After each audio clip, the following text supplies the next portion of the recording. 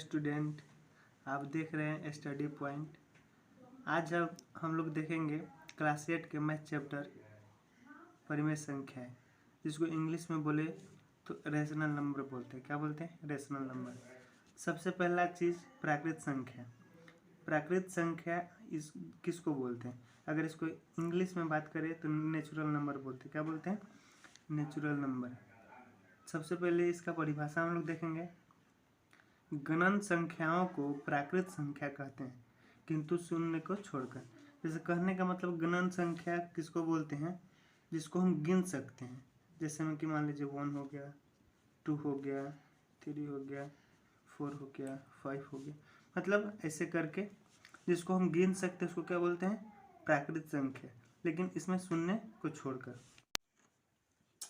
दूसरा पॉइंट है पूर्ण संख्या, जिसको इंग्लिश में बोले तो होल नंबर बोलते हैं।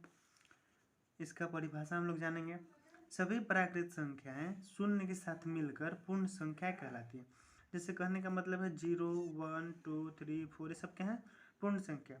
कहने का मतलब है कि शून्य के साथ मिलकर, जैसे कि 1 है, इसके साथ अगर शून्य को मिला दे तो क्या हो जाएगा? 10 हो जाएगा। क्या हो जाएगा? 10, यानी कि एक पूर्ण संख्या हो गया। 2 है, इसके साथ अगर 0 को मिला दे तो 20 हो गया, यानी क्या हो गया? पूर्ण संख्या हो गया। तो इसी को बोलते हैं हम लोग पूर्ण संख्या। तीसरा है पूर्णांक, जिसको अगर इंग्लिश में हम लोग बोले तो इंटीजर्स बोलते हैं। क्या बोलते हैं? इंटीजर्स। तो इसका परिभाषा क्या है? सभी पूर्ण संख्याएं और ऋणात्मक संख्याओं का संग्रह क्या कहलाता है? पूर्णांक कहलाता है। जिसे कहने का मतलब पूर्ण संख्या, सभी पूर्ण संख्या के बारे में बोला है। तो 0, 1, 2, 3, 4, 5, 6 अभी हम कुछ देर पहले पढ़े थे। इसके बाद ऋणात्मक संख्या किसको बोलते हैं? तो ऋणात्मक संख्या उसको बोलते हैं जो किसी भी संख्या में माइनस का चिन्ह दर्शाता है, यानी कि घटाव का चिन्ह दर्शाता है। ठीक है, तो उसको ऋणात्मक। जैसे कि मान लीजिए 5 के पहले माइनस है तो क्या है? ऋणात्मक है। क्या है? ऋणात्मक संख्या। तो ऋणात्मक संख्या के साथ मिलकर कौन सभी पूर्ण संख्या क्या कहलाता है? पूर्णांक कहलाता है। जैसे कहने का मतलब है -3, -2, -1, 0, 1, 2, 3, 4, 5। अगर इसको आप ऐसे भी बोल सकते हैं कि जिसमें ऋणात्मक और धनात्मक दोनों हो, उसको क्या बोलते हैं? पूर्णांक बोलते हैं हम लोग। चौथा है परिमेय संख्या। अगर इंग्लिश में बोले तो इसको रेशनल नंबर बोलते हैं। ऐसी संख्या है जिन्हें हम P/Q के रूप में लिखा जा सकता है, जहाँ P तथा Q पूर्णांक है और Q 0 के बराबर न हो, उसे क्या बोलते हैं? परिमेय संख्या कहलाते हैं। सबसे पहले परिमेय संख्या में P/Q के रूप को कहते क्या है? P/Q अगर इसको बोले तो हम लोग क्या बोलते हैं? अंश बोलते हैं। क्या बोलते हैं? अंश। इसको बोले तो क्या बोलते हैं? हर बोलते हैं। तो इसी को बोलते हैं हम लोग P/Q, जो कि अंश और हर के रूप में भी लिखा जाता है।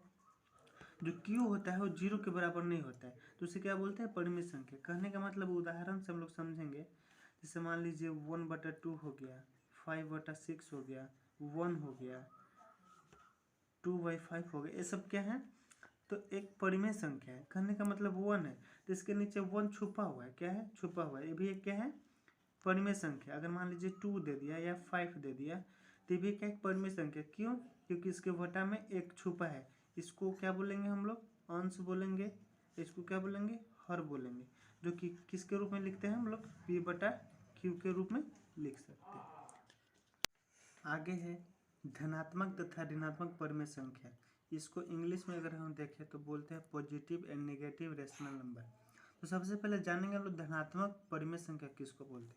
यदि किसी भिन्न के अंश तथा हर दोनों का चिन्ह समान हो, ऐसी परिमेय संख्या को क्या बोलते हैं हम लोग? धनात्मक परिमेय संख्या कहते हैं। जैसे एग्जाम्पल के तौर पर हम लोग देखेंगे। मान लीजिए कि 5/2 क्या है? 5/2 क्या बोला है? कि अंश तथा हर दोनों का चिन्ह समान होना चाहिए। कहने का मतलब अंश और हर दोनों का चिन्ह, इसको क्या बोलते हैं? अभी हम लोग पढ़े थे, अंश पढ़े थे। इसको क्या पढ़े थे? हर पढ़े थे। तो सबसे पहले चिन्ह पे देखेंगे। चिन्ह को हमको देखना है तो चिन्ह कुछ नहीं लिखा हो तो इसके पहले क्या है? प्लस छुपा हुआ है। क्या प्लस छुपा हुआ है? अगर दूसरा हमको देखना है तो -2 -5, ये क्या है? ये दोनों में क्या है?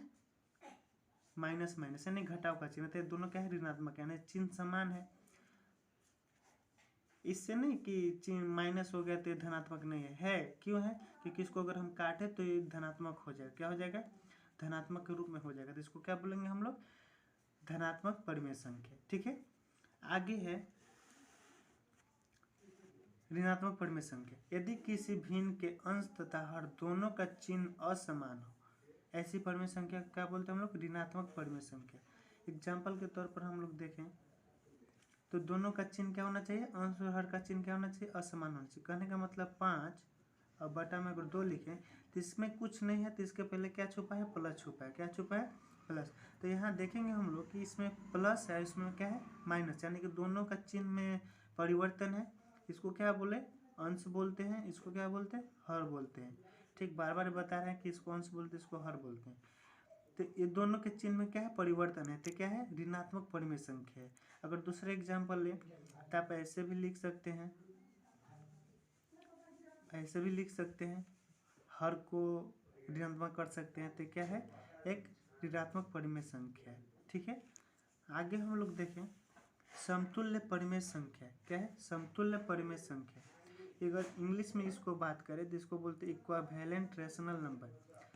एक परिमेय संख्या है जिसके अंश और हर में एक ही पूर्णांक से गुणा या भाग करने पर हमें जो संख्या प्राप्त होता है उससे क्या बोलते हैं, समतुल्य परिमेय संख्या। समतुल्य का मतलब होता है बराबर। क्या होता है, बराबर। जैसे एग्जाम्पल के तौर पर हम लोग देखें तो -15/21 और -5/7 क्या है, समतुल्य परिमेय संख्या। क्यों है, अगर इसको -15/21 को हम 3 से भागा दे दें दोनों में, तो क्या आ जाएगा, 5 बटा में कितना आ जाएगा, 7। कितना आएगा, 5/7। तो देखिए तो 5/7 लिखा है कि नहीं लिखा है, तो क्या है, इसको हम क्या बोल सकते हैं, समतुल्य परिमेय संख्या। अगर दूसरा एग्जाम्पल के तौर पर हम देखें, दूसरे एग्जाम्पल के तौर पर देखें तो -2/3 क्या लिए हम लोग, -2/3 एक परिमेय संख्या लिए, जिसको हम अगर 3 से गुना करें और अंश और हर में दोनों में 3 से गुना करें तो क्या आएगा, 2 3 कितना होगा, 6, और इसको कितना हो जाएगा, 3 3 9। यानी करने का मतलब है कि -2/3 और 6/9 भी क्या है, 2/3 6/9 क्या है, समतुल्य परिमेय संख्या। तो आप समझ गए होंगे कि समतुल्य परिमेय संख्या किसको कहेंगे। आगे हम लोग देखेंगे परिमेय संख्या का मानक रूप।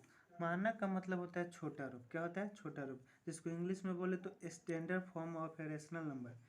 यदि किसी परिमेय संख्या का हर धनात्मक पूर्णांक हो तथा उसके अंश और हर में एक के अतिरिक्त कोई सार्व गुणनखंड न हो, उसको क्या बोलते हैं हम लोग, परिमेय संख्या का मानक रूप बोलते हैं। जैसे कहने का मतलब एग्जाम्पल के तौर पर देखें तो 3/5, 7/8, 2/5, -8/11।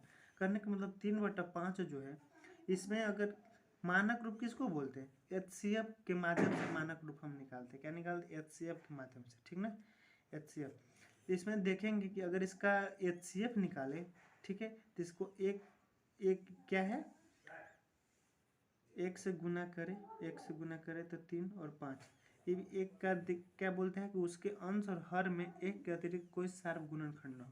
तो इसका अगर हम गुणनखंड निकालें 3 का तो 3 से लगा 1, अगर 5 का निकालें तो 5 से लगाए तो 1। देखिए तो दोनों में 1 है, सार्व गुणन कितना है, 1 है, 1 के अतिरिक्त तो नहीं है, तो इसी को क्या बोलते हैं हम लोग, मानक रूप। मानक रूप निकालने का तरीका, तो हम लोग अभी क्या देखें, 36/24 का मानक रूप हम लोग निकालते हैं। तो 36/24 को मानक रूप निकालने के लिए हम लोग क्या करेंगे, 36 और 24 कोई ऐसी संख्या से इसको भाग देंगे ताकि उसका सार्वंतर 1 होना चाहिए। जैसे कहने का मतलब है कि अगर हम इसको 12 से भागा दे दोनों को तो कितना जाएगा, ये कितना हो जाएगा, 3 हो जाएगा, और ये कितना हो जाएगा, 2। अब इसमें देखें तो 3 का अगर गुणनखंड हम निकालें तो 3 को 1 बार जाएगा, अगर 2 का गुणनखंड हम निकालें तो 2 को कितना बार, 1। इसका सार्व गुणनखंड कितना है, 1 है। तो इसका मानक रूप निकालने के लिए क्या करते हैं हम लोग, कोई ऐसी संख्या लें और उस संख्या को भाग दें ताकि उनका सार्वंतर कितना होना चाहिए, 1 होना चाहिए। तो आप समझ गए होंगे। आगे है दो परिमेय संख्याओं के बीच के परिमेय संख्या निकालना। कहने का मतलब है 1/3 और 3/5 दो परिमेय संख्या है, तो इनके बीच का परिमेय संख्या कैसे निकालेंगे। तो सबसे पहले हम जानेंगे कि इनका हर जो है उनका एलसीएम निकालेंगे। 3 और 5 इनका हर है। हम पहले बताए हैं कि इसको अंश बोलते हैं, इसको क्या बोलते हैं, हर बोलते हैं। हर का एलसीएम निकालेंगे, तो जब एलसीएम नहीं निकलता है तो इसको क्या करते हैं हम लोग, गुना करते हैं। तो 3 से 5 को गुना करेंगे तो कितना हो जाएगा, 3 × 5 कितना हो जाएगा, 15 यानी 15। तो सबसे पहले 1/3 को हम कितना से गुना किए, 5 से गुना किए। कितना से गुना किए, 5 से गुना किए, तो ऊपर नीचे दोनों में गुना करेंगे। 5 × 5 5 दिए, कितना हुआ, 15। और दूसरा में 3/5 को कितना से गुना करेंगे हम लोग, 3 से गुना करेंगे। कितना से गुना करेंगे, क्यों, क्योंकि 5 को 3 से किया, 3 को 5 से किया, बात बराबर है। दूसरी तरफ 3 को 5 से किया, 5 को 3 से करेंगे, तो यहाँ पे 3 से करेंगे। 3 तिया 9 हो जाएगा, 5 तिया कितना हो जाएगा, 15।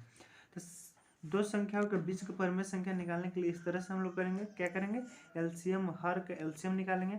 और 5/15 9/15, तो इनके बीच का परिमेय संख्या क्या हो जाएगा, तो 15 को नीचे हम सब में बराबर करेंगे। क्यों, क्योंकि हम यहाँ एलसीएम निकाल के नीचे हर को बराबर करना है सबसे पहले। तो कितना हो जाएगा, 6 हो जाएगा, 7 हो जाएगा, 8 हो जाएगा, 9 हो जाएगा।